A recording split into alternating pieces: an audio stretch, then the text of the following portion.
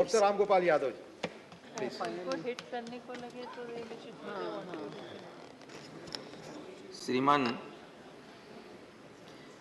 समय तो है नहीं, टॉपिक ऐसा है जिस पे पूरे दिन बोला जा सकता है, लेकिन बहुत जो लिमिटेड टाइम होगा 2-3 मिनट का, मैं उसमें ही अपनी बात खत्म करूँगा। हम कहाँ से चले थे और कहाँ पहुँचे, यात्रा यही है।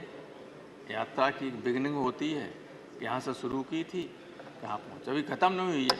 नेहरू जी से चले मोदी जी तक आ गए, आगे कहाँ पहुँचेंगे वो तो आगे की बात है। मैं 2-3-4 उदाहरण दूंगा, ये ज्ञान में देने के लिए आज खड़ा नहीं हूँ। एक बार पंडित जवाहरलाल नेहरू प्रधानमंत्री थे, इलाहाबाद गए। समाजवादी युवजन सभा के लोग जनेश्वर मिश्र, मोहन सिंह, ब्रजभूषण तिवारी के नेतृत्व में उन्होंने काले झंडे दिखाए थे। नेहरू जी ने अपनी गाड़ी रुकवाई, उतर के आए, बोले इन लड़कों को बुलाओ, और पूछा कि भाई क्यों काले झंडे दिखा रहे।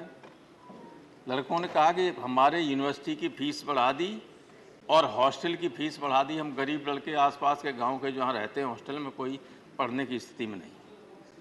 नेहरू जी ने तब सेंट्रल यूनिवर्सिटी नहीं थी, लेकिन पंडित जी तो वहाँ के लिए कह ही सकते, तो कोई बात नहीं। नेहरू जी ने कहा कि भाई वाइस चांसलर को बुलाओ। बीसी से कहा कि आपने फीस क्यों बढ़ा दी, कल तक ये आदेश वापस हो जाना चाहिए। आदेश वापस हो। एक बार जनेश्वर जी को इलाहाबाद यूनिवर्सिटी के वाइस चांसलर ने बाहर निकाल दिया, एडमिशन दोबारा ले नहीं रहे थे। पंडित कमलापत त्रिपाठी उत्तर प्रदेश से शिक्षा मंत्री थे।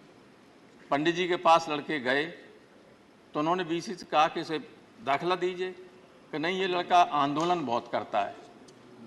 तो पंडित कमलापत त्रिपाठी ने कहा कि आंदोलन नहीं करेंगे तो नेता कैसे निकलेंगे इस यूनिवर्सिटी से,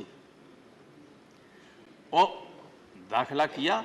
फिर जनेश्वर जी इस देश के कई मंत्रालयों के मंत्री भी रहे। मैं कहना ये चाहता हूं कि उस अब 300 दिन से ज़्यादा से लड़के इलाहाबाद यूनिवर्सिटी में अनशन किए हुए हैं कि स्टूडेंट यूनियन का गठन होना चाहिए, चुनाव होना चाहिए। 300 दिन से ज़्यादा हो गए, बैठे हुए हैं, कोई सुनने वाला नहीं।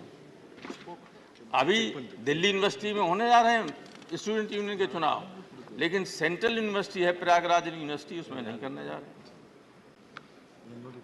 और 2 उदाहरण और देंगे, रूपाला साहब नाराज मत होना। पूर्वांचल उसका एक्सप्रेस का उद्घाटन करने प्रधानमंत्री जी गए, हमारे मुख्यमंत्री उनको रिसीव करने के लिए खड़े हुए थे।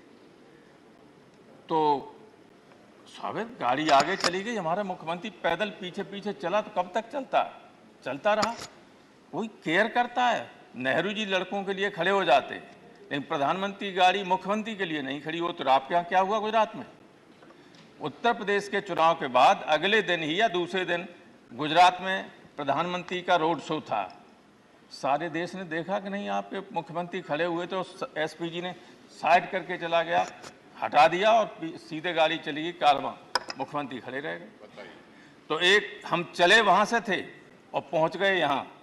इसलिए अब विचार कीजिए कि डेमोक्रेटिक सिस्टम को कायम रखना है कि नहीं रखना है। नए सदन में जा रहे हैं, इसमें तो बहुत बड़े बड़े लोग रहे, बहुत बड़े मन के लोग रहे, बहुत उच्च कोट की यहाँ बहसें हमेशा हुई हैं।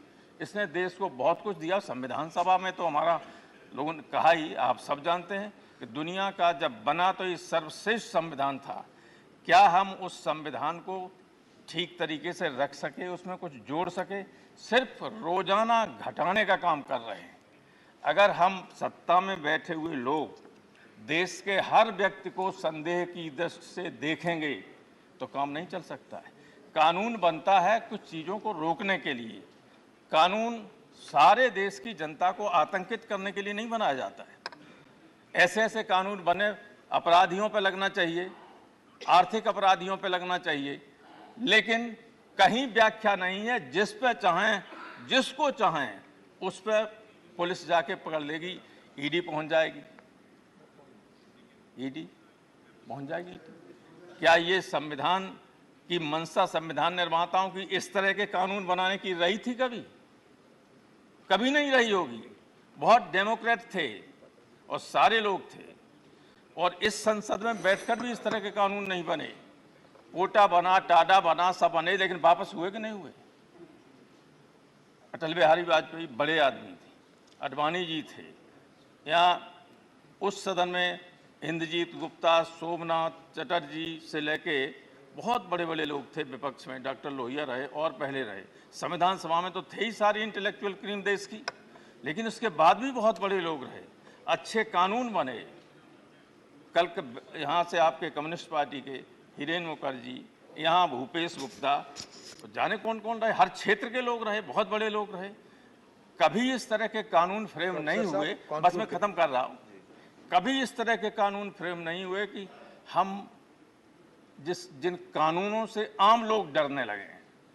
आम लोग जब कानून से डरने लगे तो ये देश के लिए बहुत खतरनाक चीज होती है। इस सदन में, इस संसद में मैं 30 साल से ज़्यादा रहा, लगाव तो है ही। अब कल दूसरे में चले जाएंगे। हम ईश्वर से यही प्रार्थना करें कि नए संसद भवन में जो भी आगे चल के नए लोग आएँ, उनमें से कुछ बड़े लोग पैदा हों और देश के संविधान को, देश की व्यवस्था को ठीक रास्ते पर ले चलें। Thank you sir. धन्यवाद। आपका वही लगाव वहाँ भी रहेगा, मुझे उम्मीद है।